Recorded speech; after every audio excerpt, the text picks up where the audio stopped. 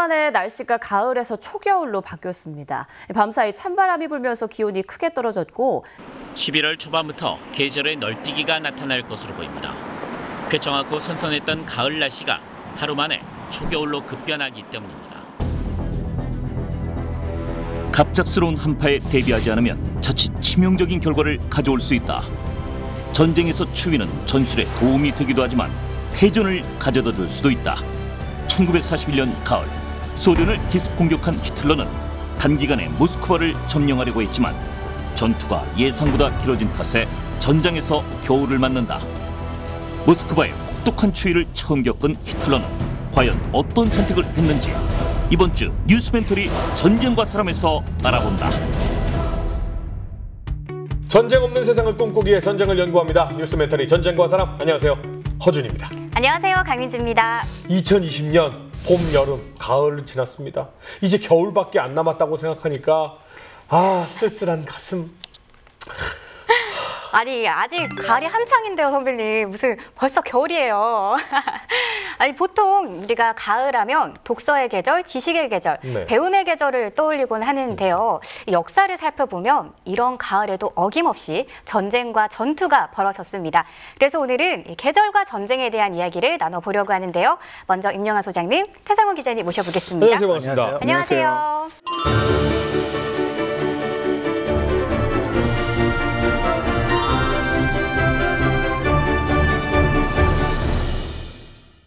오늘은 어떤 이야기 들려주시나요? 전쟁에서 중요한 게 이제 준비죠. 그러니까 계절이 중요한 게 아니라 계절에 대한 준비를 하는 게 중요한데 그러한 것에 대한 교훈으로서 1941년 독일의 소련 침공과 모스크바 공방전에 대해서 살펴보도록 하겠습니다. 1941년 세계대전 한참 진행이 되고 있을 때다라고 알고 있는데 히틀러가 소련을 침공했었잖아요. 네, 근데 당시에 소련이 그렇게 약한 나라가 아니었잖아요. 근데 소련 침공을 했단 말이죠. 1941년 6월 22일에 독소전쟁이 개전이 됩니다. 근데 여기서 이제 한 가지 중요한 게 이길 확률이 있어야 전쟁이 시작되는 거잖아요. 그렇죠. 그러니까 이런 건 비슷한데 네. 중요한 건 독일이 소련을 쉽게 봤어요. 두 가지 이유가 있었습니다. 네. 첫째, 그때 서유럽에서 너무 쉽게 이겨가지고 자신감이 그야말로 업이 됩니다. 우리는 뭐 세계 최고의 기갑군단을 가지고 있다. 두 번째는 당시 러시아, 그러니까 소련이죠 그때. 네. 그때 소련은 혁명이잖아요. 사회주의 혁명을 했던 때니까 반혁명 세력이 굉장히 남아있을 거라고 생각했죠. 그래서 독일군이 밀고 들어가서 단번에 소련군을 괴멸시키면 분명히 러시아에서 혁명이 나서 스탈린 정권이 뒤집어질 것이다. 10주면 러시아 중심부를 점령할 수 있고 정권은 바뀐다. 이렇게 생각했습니다. 게다가 1937년에 스탈린이 군부에 대한 대숙청을 단행을 합니다. 그래서 장교단 약 8만 명 중에 한 3만 명 이상이 이 숙청을 당하죠. 근데 그냥 숫자로 봐도 8만 명 중에 3만 명 이상 대단한 숫자인데 특히 능력 있는 군 경험이 있고 전쟁 영웅 같은 그런 능력 있는 사람들을 제일 먼저 숙청을 합니다. 원수 5명 중에 3명이 숙청을 당했고요. 그리고 어떻게 보면 보병 혹은 전투부대의 근간이라고 할 수 있는 연대장 중에서는 연대장 총수의 한 50%가 숙청이 됩니다. 이거를 히틀러는 딱 보고 있자니 그러면 이건 그냥 들어가면은 다 무너지겠다. 이 군을 벌써 스탈린이 고맙게도 무너뜨려놨네 라는 생각을 하게 되죠. 그때 유행하던 말이 한 번 걷어차면 썩은 문처럼 부서질 것이다. 근데 이제 그렇다 아무 생각 없는 건 아니니까 국경지대에 있는 소련군을 기습적으로 공격해서 섬멸시키고 쾌속 진군을 하면은 빠르면 모스크바까지 6주이면 들어간다. 그 다음에 모스크바 서쪽에 대개 분수 산업지대가 산업 생산지대가 밀집돼 있었어요. 이거를 점령해버리면 이제 전쟁 수행 능력이 없어져요. 그러니까 있는 군대를 단숨에 섬멸하고 전쟁 생산 능력을 잡아버리면 소련은 이제 싸울 능력이 없어진다. 그러면 혁명이 나서 스탈린 정권이 무너질 것이다. 깨끗하게 우린 집에 올 수 있다. 계획은 그럴싸한데 사실 스탈린은 이 끝까지 믿고 있었잖아요. 믿고 있었는데 그 뒤통수를 이제 치기 위해서 준비를 하고 있었는데 시작은 어떻게 되는 거죠? 1941년 6월 22일 독일의 공군기들이 폭격을 시작을 하죠. 어허. 그래서 10곳 이상의 비행장을 폭격을 단행을 시키고요. 그리고 지상 병력들이 움직입니다. 지상 병력들이 들어가기 직전에 이제 준비 포격을 하죠. 그래서 포격으로 일단 적을 무력화시키고 정격전, 독일군의 어떻게 보면 전매 특허인 정격전을 단행을 합니다. 어허. 처음 초반은 정말 독일이 생각한 그대로 이루어졌어요. 개전 첫날 오전에만 약 1200대가 넘는 이 소련 공군기들을 파괴를 시켰고요. 어이구야. 1200대요. 예. 그리고 수일 동안 독일 공군은 계속해서 러시아군을 난타를 합니다. 이 정도면 뭐 작전대로 거의 됐네요. 그때 당시 독일군 총사령관이었던 할더도 비관적이었는데 네. 막상 하니까 이거 되니까 일기에 그렇게 썼대요. 2주면 끝낼 수 있다. 어유 이거 뭐 짧으면 6주, 길면 10주라고 했는데 2주면 된다 하고 했는데 근데 우리가 알다시피 분명히 계획은 어디선가부터 어긋났거든요. 어디서부터 어긋난 거예요? 일단 독일은 소련의 야전 동원 능력을 좀 무시했어요. 네. 요거는 솔직히 좀 여러 가지 좀 조합을 해서 판단을 해야 되는데 독일 사람들은 동원을 하려면 식량도 있고 뭐도 있고 뭐도 있고 이렇게 해도 동원이잖아요. 네. 러시아는 사람만 있으면 동원해요. 네. 6월 말까지, 그러니까 열흘 만에 530만 명을 동원을 합니다. 물론 이게 제대로 동원이 되고 이런 거 편제 이거 아니고 하여간 동원해서 순식간에 13개 야전군을 편성을 합니다. 그렇게 되니까 독일군이 처음에는 끝낸 줄 알았는데 나중에 할더가 이렇게 씁니다. 1개 사단을 격파하면 1개 사단을 편성한다. 그래서 8월 11일이 되면 또 일기장에 이렇게 써요. 네. 우리가 소련을 과소평가했다. 12개 사단을 격파하면 순식간에 12개 사단을 만든다. 라고 말을 하게 됩니다. 여기에서 여성 뭐 조종사, 여성 저격병 이런 것도 굉장히 유명한 게 많죠. 소련 여성의 대활약을 우리가 또 얘기를 안 할 수가 없습니다. 네. 약 100만 명의 이 소련 여성들이 이 참전을 하고 지원을 했어요. 야. 이 어마어마한 숫자고요. 네네. 이 말씀하신 대로 실제로 저격수나 아니면 전차 운전 혹은 조종사 혹은 뭐 의무병 되게 여러 분야에 종사를 했고요. 네. 실제로 총을 잡는 병력들이 절반 정도, 그러니까 한 50만 명은 최일선에서 전투를 했고 50만 명은 후방에서 지원을 했는데 이 후방 지원한 그런 여성분들조차 실제 교전에 많이 참가를 했다고 해요. 근데 이게 주는 이 숫자로만 주는 이 타격이 있는 게 아니라 당시 독일군은 이 여군이 전투를 한다는 것 자체를 이해를 못했어요. 여군은 있긴 있었습니다, 독일 내에. 하지만 대부분 다 후방 아니면은 뭐 의무 이런 쪽이었지 최전선에 나와서 총을 잡고 싸운다라는 그런 개념이 없었어요. 이 러시아 전선에서 소련군 여군과 딱 마주친 독일군은 이런 생각을 하게 됩니다. 이 사람들 생각엔 내가 러시아야, 소련에 와서 전투를 하면 그냥 소련군만 다 죽이면은 전쟁은 끝날 거야라고 생각을 했겠죠. 근데 그 계산에는 소련 여성이 없었거든요. 그래서 소련군을 다 죽이는 게 문제가 아니라 이렇게 되면 우리는 소련 사람을 다 죽여야 되는 거야? 소련인을 다 죽여야 되는구나. 공황에 빠지게 됩니다. 아직 끝난 거 아니야. 독일군도 계속 진격해 들어가는 거죠. 그렇죠. 계속 진격은 하죠. 뭔가 처음에 잘 싸웠거든요. 계속 전진을 하는데 이게 그러다 보니까 문제가 자꾸 더 터져요. 처음에 10주면 된다고 그래서 겨울 옷 준비를 안 합니다. 아이고야. 근데 이게 안 한 게 아니고 사실 계산을 정확하게 해서 네.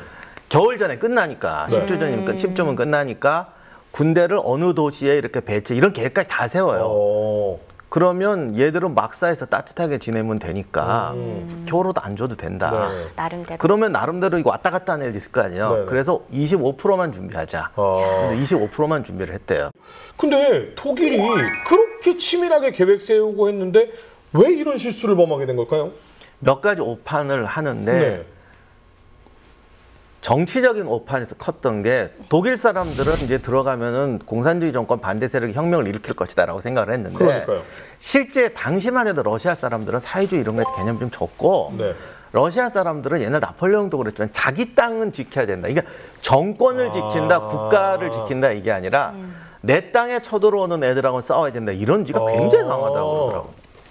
아, 정부하고 상관없이. 그러니까 자발적인 게릴라 부대 이런 게 어마어마하게 많이 생기고 그런 동원 능력이라든가 전투력이 굉장히 세지는 거죠. 그다음에 더 중요한 건 이제 히틀러의 전술적 실수인데 간단히 말씀드리면 히틀러가 여러 번 공언을 합니다. 나는 나폴레옹의 실수를 반복하지 않겠다. 똑같은데 지금? 근데 한 거를 전부 다 해. 그러니까. 진짜 거짓말처럼 다 해요. 네. 나폴레옹은 모스크바를 점령하면 그게 될 줄 알았거든. 네. 그게 안 됐잖아요. 네. 그러니까 히틀러는 모스크바를 제낍니다. 어. 어차피 러시아가 굴복하게 만들려면 네. 나폴레옹처럼 모스크바를 점령할 게 아니라 더 상징적인 곳을 점령하자. 그래서 레닌그라드. 거기가 공산혁명의 발상지 아니냐. 레닌그라드. 그 다음에 나폴레옹은 전혀 생각하지 못했던 소위 이제 산업화냐, 산업시설. 그러니까 우크라이나에 있는 유전공단 산업시설을 점령하자. 그러면 나는 나폴레옹의 실수를 반복하지 않는다. 이렇게 한 거야. 목표를 달리하면 예. 그래서 이때 삥 안 돌고 바로 갔으면 9월 달에는 초에는 들어갔을 텐데 모든 군대가 양쪽으로 갈라져서 헤매게 됩니다. 그러면 독일은 소련 전체는 힘들겠다라고 판단을 해서 모스크바를 함락하겠다고 목표를 새로 세운 거네요. 근데 그렇죠. 하필- 이게 진창이 한번 빠지니까 뒤늦게 모스크바로 작전 목표를 바꿉니다. 히틀러가 그때 당시엔 전술 전략의 천재라는 그런 자칭, 타칭, 호칭을 받고 있었어요. 그래서 히틀러 마음대로 좀 변화시킨 게 맞는데 모스크바를 점령을 하면은 이 소련의 이 허브를 교통의 중심지를 우리가 가져올 수 있고요. 또 하나는 스탈린을 만약에 우리가 사로잡든지 처단을 한다면 사실 1930년도부터 소련에서는 스탈린이 거의 유일한 지도자, 영도자였어요. 그래서 스탈린을 대처할 그 어떤 존재도 없었습니다. 그래서 스탈린만 제거하면 소련은 지리멸멸하게 무너져 버릴 거였어요. 그래서 전술적으로도 모스크바를 점령하고 스탈린을 처단하면 전쟁이 쉽게 끝날 거야 라고 생각을 한 거죠. 9월 30일 모스크바 진격이 다시 재개가 되죠. 그리고 태풍 작전이라고 아주 멋있는 작전명도 갖다 붙입니다. 이 작전의 목표는 겨울 전까지 모스크바를 차지한다. 모스크바를 함락한다는 건데 겨울이 별로 안 남았거든요. 그래서 불안합니다. 아니 근데 항상 보면 되게 야무지게 꿈들을 먼저 꾸는 것 같아요. 맞아요. 그러니까 이게 러시아가 오늘 우리가 겨울 얘기를 많이 하는데 사실 러시아는 겨울만 골치 아픈 게 아니에요. 제일 무서운 게 라스푸티차라고 하는 건데 네. 이게 이제 길이 없어지는 계절이라는 뜻이에요. 그러니까 비가 오면은 진창으로 변하는데 제가 전에 영상에서 한 번 봤는데 탱크가 잠겨갖고 못 가요. 그렇게 비가 와요? 아니 진창이. 진짜? 한 번 비가 흙이 엄청 고운가 보다. 네, 땅이 좋긴 좋아. 러시아 그 평야가 그 유명한 그 땅이 좋아서 흙이 고우니까 탱크도 들어가서 못 나와요. 와. 그러니까 아마 1년도 안 돼서 투입했던 말이 다 죽어요. 근데 당시 모든 야포나 보급품을 말이 끌었기 때문에 수송수단이 싹 없어지는 거죠. 1939년 독일과 소련은 불가침 조약을 체결하고 전쟁에 개입하지 않기로 한다. 그러나 1941년 6월 독일은 불가침 조약을 일방적으로 파기하고 선전포고 없이 소련을 기습 공격한다. 독일은 단기간에 모스크바를 함락하겠다고 자신했지만 소련군의 저항과 방어로 실패한다. 그해 가을 독일은 다시 한번 모스크바 함락을 시도하지만 겨울 추위가 찾아오고 전술은 난관에 부딪힌다. 비가 내려서 진창이라 안 돼. 그럼 결국은 겨울을 기다렸다 싸워야 되는데 겨울은 엄청 비효율적이야. 근데 비효율적이라도 할 수 있는 게 겨울밖에 없으면 겨울 대비해야지 어떡해요. 11월 중순에 들어서서 기온이 이제 영하로 떨어져 버렸죠. 네. 가동을 시킬 수 있는 군 장비들이 제대로 돌아가는 게 없었습니다. 게다가 보급들을 제대로 받을 수가 없게 된 거죠. 당연히 보급이 없으니까 군의 진격 속도가 기존에 비해서 점점 너무너무 떨어지기 시작을 했어요. 독일군은 더 이상 사실 보급이 없으면 아무리 강력한 전투력을 가진 군대도 전투를 할 수가 없습니다. 뭐가 있어야 싸우죠. 그리고 뭘 먹어야지 싸우지 않습니까? 그쵸. 그래서 총사령부에 도저히 못하겠다. 제발 이거 일단 진격을 멈추고 다시 재정비하자라고 요청을 수차례를 했는데 사실 총참모부는 이게 되게 어떻게 보면 독일의 패착 중에 하나인데요. 정말 제대로 된 군인들이 있는 총참모부에서 모든 전략적, 전술적, 군사적 결정을 내리는 게 아니라 히틀러가 미주알, 고주알 다 끼어들어야겠습니다. 그리고 히틀러가 짠 계획에 그 누구도 토를 달 수가 없었어요. 직접 가지만 않았지 그 현장에 안 간 나폴레옹이네. 그리고 이제 겨울이 되면 이때 문제는 눈이 이게 정말 살벌하게 내려요. 트럭이 못 갈 정도로 내립니다. 그러니까 그리고 이게 문제는 그러면 눈을 치워야 되잖아요. 네. 그럼 몸이 얼어붙거든요. 그렇죠. 그리고 눈이 오니까 눈 치우고 얼음 깨고 폭파도 시키면서 가요. 화약도 쓰면서 가는 거야. 중간에 게릴라도 기습당하고 뭐 난리가 나는 거야. 식량도 못 먹어서 애들이 또 굶주려 죽고 이렇게 되니까 호송대원들이 한 번 가면은 전투불능 되는 애들이 몇 명이 돼 죽고 동상 걸려 죽고 그러다 보니까 소모가 한 번 보급 가는데 이렇게 죽어요. 전쟁터에 이 기반이 제대로 안 다져진 길로 이동로로 이동을 하면요 차량이 보통 20km 이상 속도를 못 냅니다. 해봤자 15km. 그러니까 15km로 이게 공격 안 당했을 때, 네, 그냥 아무도 공격 안 했을 때 15km, 20km인데 공격을 당하면 또 서야 되잖아요. 어마어마하게 힘든 또 일을 계속 눈 치우고 얼음 깨면서 가요 삽으로. 그리고 보통 군인들은 철모를 가지고 민간인을 구별을 하는데 네. 얘는 게릴라도 많은데다가 철모 안 쓴 병사들이 그렇게 많았거든요. 그러니까 민간인인지 뭔지 구별을 못해요. 그러니까 와서 죽인단 말이야. 그러면 그 다음부터는 무조건 다 쏘는 거예요. 애고 어른이고. 그러면 또 저쪽에서는 또 찢어 죽인다 이렇게 되니까 정말 전쟁 자체가 너무 가혹해진 거죠. 그리고 그런 것도 봤어. 소련군이 처음에 100개 사단이 막 붕괴가 되거든요. 네. 그러니까 포로를 어마어마하게 잡잖아요. 그쵸. 독일군이 지 먹을 것도 없는데 네. 이래서 이제 포로 학대가 또 일어나는데 기차에 태우고 수송을 하는데 기차에 가다가 기관차도 얼어붙는 반에 그렇죠. 가다가 애기 얼어 죽는 거야. 죄수들, 포로들이. 그랬더니 시체로 벽을 쌓아서 추위를 막으려고. 얼어붙으니까. 그래서 화차마다 시체로 벽을 쌓아서 가더라. 근데 이렇게 되면 이제 인간성이 붕괴되고 공황이 오고 그렇죠, 그게. 네. 얘기만 들어도 정말 춥고 아픕니다. 그럼 11월에 이미 독일은 공격 능력을 잃은 셈인데요.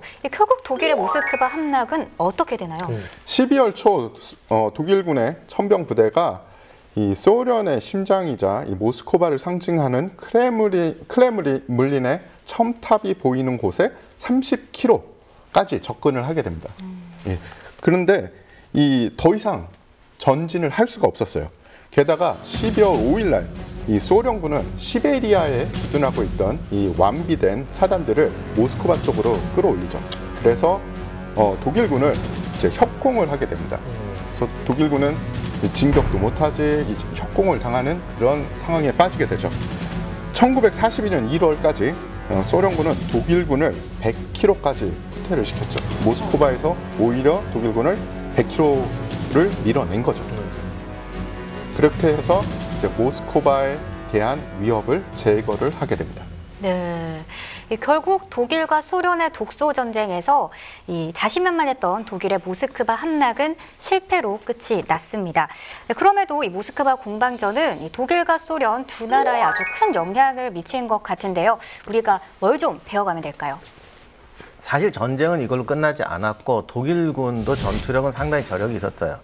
그리고 소련군도 굉장히 성장하고 있었기 때문에 이게 참 말로 표현할 수가 없는 구조인데 중요한 건 당시 독일군 사령관들은 후퇴하자 그랬죠. 여기서 히틀러가 나폴레옹의 마지막 실수를 저지릅니다. 뺄 때 안 빼는 거. 거기서 멈춰서 싸우라고 그래요. 그 바람에 결국 스탈린그라드의 비극부터 시작해서 거기서 사실상 독일군 주력이 러시아 땅에서 몰살되죠. 인간은 역사를 배우면서 배우게 되는 것이 되게 많습니다. 왜냐하면 과거의 실수를 다시 되풀이하지 말라라는 거죠. 하지만 이 역사를 통해서 배우면서도 계속 실수를 하는 게 인간의 오만 때문입니다. 네. 우리나라 역시 굉장히 많은 역사가 있죠. 영광의 역사도 있고 오역의 역사도 있습니다. 보통 영광의 역사를 기억하길 좋아하죠. 왜냐하면 편하기 때문입니다. 하지만 오역의 역사에서 더 많은 점을 배울 수가 있죠. 역사를 잊은 민족은 결코 앞으로 발전을 하지를 못할 겁니다. 네, 역사를 통해서 현재의 문제를 비판적으로 이해하고 또 지혜롭게 대처해야 보다 더 나은 미래를 만들 수 있다라고 전해주셨는데요. 기억하지 않아야 할 역사는 그 어디에도 없습니다. 앞으로 저희 뉴스멘터리 전쟁과 사람과 함께 하시면서 더 많은 역사 이야기 함께 하시기 바랍니다. 정말 많이 배우는 건데도 또 배웁니다. 나는 저들과 달라. 나는 그와는 달라. 왜 저렇게 바보 같은 행동을 반복하지? 근데 인간은 누구나 그 실수를 반복할 수 있습니다. 우리가 또다시 그 실수를 반복하지 않는지 서로가 서로를 바라보고 나 자신도 나를 좀 바라보는 그런 계기가 됐으면 좋겠습니다. 뉴스멘터리 전쟁과 사람, 다음번엔 더욱더 흥미로운 주제를 가지고 돌아오겠습니다. 두 분 수고 많으셨고요. 여러분 감사합니다.